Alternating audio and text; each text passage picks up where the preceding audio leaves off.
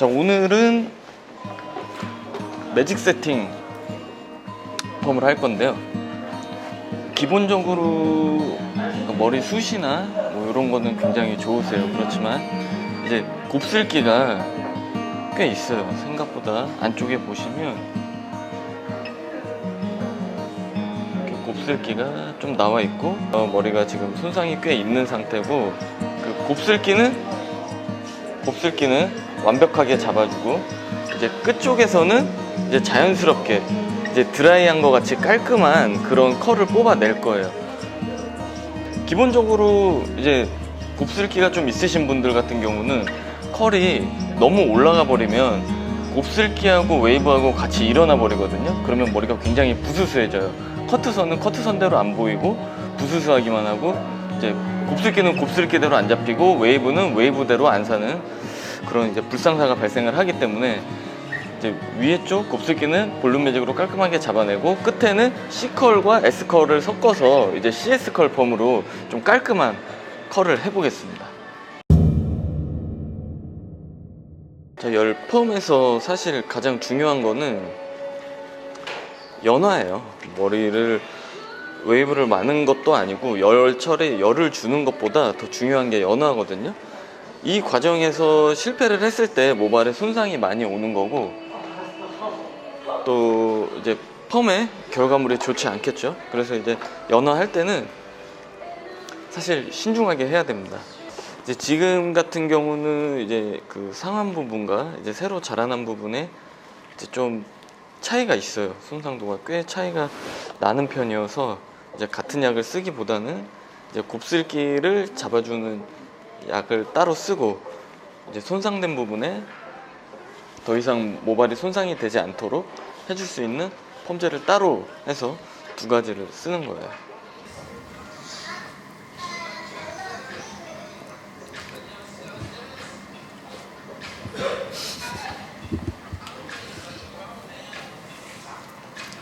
어떻게 생각하면은 염색약처럼 뭐 많이 균일하게 안 발린다고 해서 이제 색깔이 달라진다거나 뭐 그렇게 이제 외부적으로 보이는 요인이 없기 때문에, 사실 연화할 때 이제 꼼꼼히 안 바르고 그냥 이제 넘어가는 경우가 많은데, 사실 굉장히 중요합니다. 이제 균일하게 약이 꼼꼼하게 펴 발려 있어야 머리도 안 상하고 결과물도 훨씬 좋아요. 특히나 이제 곱슬기가 있으신 분들 같은 경우는 더 꼼꼼하게 발라줘야 돼요. 파마 약인데도 불구하고 마치 머리가 굉장히 부드럽죠? 트리트먼트 발라놓은 것처럼. 산성 계열의 펌제인데 저는 굉장히 좋아하고 잘 쓰는 제품입니다. 장점은 모발이 과연화가 나오지 않는다는 것, 그러니까 안 상한다는 것, 덜 상한다는 것이고, 이제 단점이라면 펌제 자체가 굉장히 비싸요. 곱슬 부분 연화 굉장히 중요해요. 연화만 했을 때도, 연화만 하고 나서도 모발이 곱슬기가 어느 정도 많이 잡혀 있을 겁니다. 앞머리도 꼼꼼하게 잘 발라줘요. 특히 곱슬기 있으신 분들은 이런 잔머리가 굉장히 걸리적거리거든요. 근데 조심해야 될 거는 잔머리는 얇기 때문에 신중하게 연화를 해야 돼요.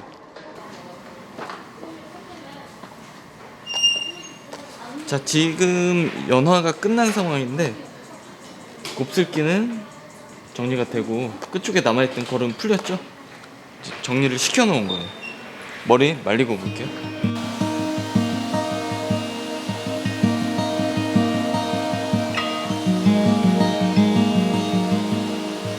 연화가 끝난 상태인데 컨디션 아직 괜찮아요. 기본적으로 여기까지 이제 별 문제 없이 진행이 됐다면, 앞으로는 이제 정말 뭔가 큰 커다란 변수가 있지 않은 이상 펌은 성공적으로 끝날 것 같아요. 자, 와인딩은 심플하게 들어갈 거예요. 복잡하게 하다 보면 그 모질 자체가 지금 곱슬기도 있기도 하고, 그러니까 손상모와 버진모가 섞여 있는 상태이기 때문에 오히려 와인딩은 심플하게 해서 정리를 해주는 게 더 깔끔하고 좋을 것 같아요. 이제 와인딩은 심플하게 하는 걸 좋아합니다. 자, 컬은 정확하게 3분의 1 정도 지점까지 들어갈 건데, 반보다 조금 아래 지점까지 들어갈 건데, 이제 똑같이 들어간다고 해도 점점 컬이 올라갈 거예요. 왜냐하면 이제 커트 자체가 층이 나 있는 머리이기 때문에 그 층에 맞춰서 똑같이 밑에 부분만 말다고 하더라도 이제 전체적인 와인딩 디자인은 올라가게 될 거예요. 이 파마는 커트가 그래서 중요한 겁니다. 굉장히 중요해요. 일반 펌하고 열 펌하고 가장 다른 점 중에 하나는, 일반 펌 같은 경우는 젖었을 때 컬이 많잖아요. 콜드 펌이라 그러죠. 콜드 펌은 젖었을 때 컬이 많은 데 비해, 열 펌은 이제 말랐을 때, 머리를 드라이를 했을 때, 말렸을 때 나오는 모양이 완성이 된 모습이죠. 이제 평소에 드라이를 하거나 고데기를 한 것 같은 컬을 원하기 때문에 열펌을 하는 겁니다. 그렇기 때문에 이제 열펌은 이제 말려서, 머리를 말려서 스타일링을 했을 때 더 예뻐요. 반대로 이제 젖었을 때 컬이 많은 콜드펌 같은 경우는 약간 젖은 듯한 질감을 가지고 있을 때 머리가 더 예뻐요.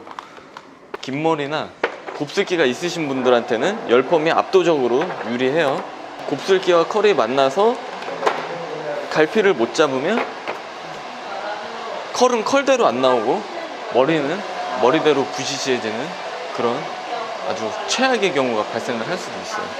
하지만 저희는 수많은 데이터와 노하우를 가지고 있기 때문에 절대 그런 일은 없을 거예요.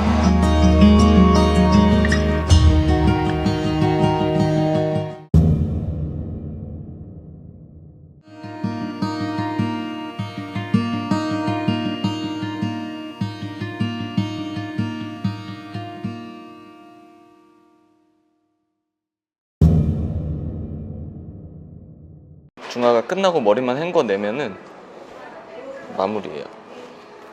컬 잘 나왔고요.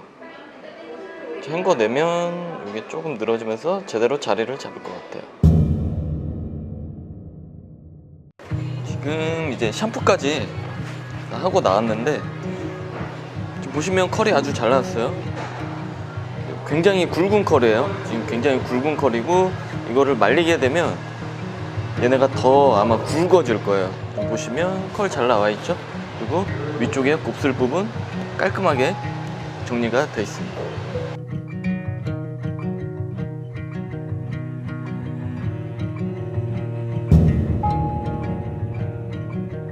마무리 컷만 하면 될 것 같아요. 이제 조금 뭉쳐있는 부분이라든지 뒤쪽에 아직도 숱이 많이 뭉쳐 있어서 그런 부분은 좀 가볍게 해줘야 머리가 손질하기가 편하겠죠.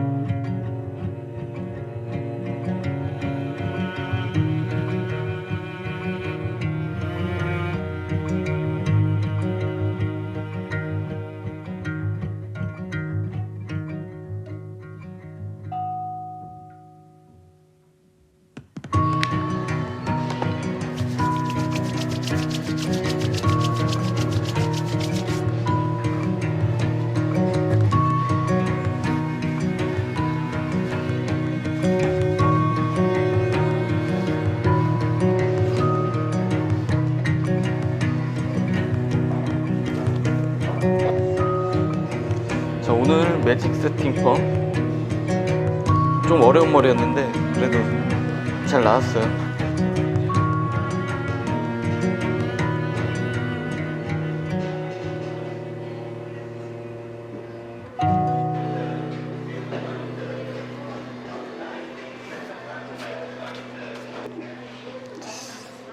네, 수고하셨어요. 감사합니다. 네. 최근에는 열펌을 거의 손상 없이 할 수 있을 정도가 됐어요. 뭐 더 좋아지는 것까지는 아니더라도 일단은 뭐 미용사들의 그런 이제 열펌에 대한 이해도가 굉장히 높아지기도 했고, 열펌제 자체가 또 좋아졌죠. 그 손상의 원인이 되는 알칼리가 점점 줄어들고 있고, 산성펌제 또한 굉장히 좋아져서 컬이 잘 걸리죠. 또 약제 레벨에 따라 그 종류가 세분화돼 있어서 강모나 손상모 여러 가지 모발의 타입에 대응할 수 있도록 약이 펌제가 또 굉장히 잘 나와 있습니다. 또 전처리, 후처리, 뭐 중간 처리제 또한 여러 가지 종류가 굉장히 많아서 거의 손상 없이도 열펌을 뽑아낼 수가 있어요.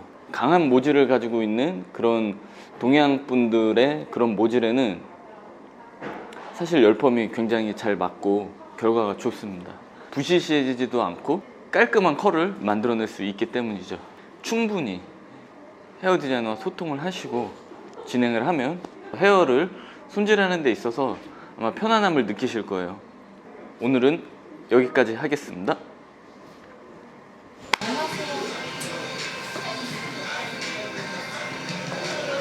통화신고 예약 가능하세요.